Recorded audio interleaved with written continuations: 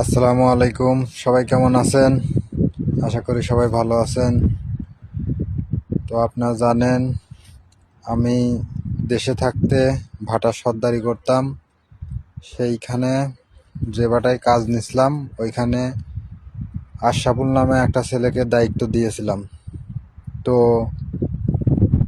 গেল শুক্রবারেও আমার 5টা ভ্যান চুরি করে পাশের একটা মেকারের দোকানে 5টা ভ্যান 1,10,000 টাকা বিক্রি করে পলাইছে।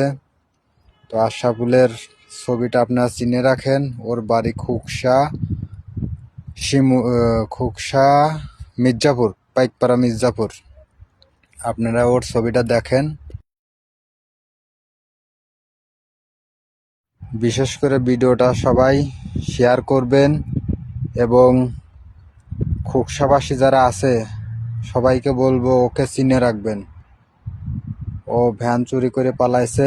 ওর থেকে সবাই সতর্ক থাকবেন, দূরে থাকবেন। আল্লাহ হাফেজ, ভালো থাকবেন সবাই।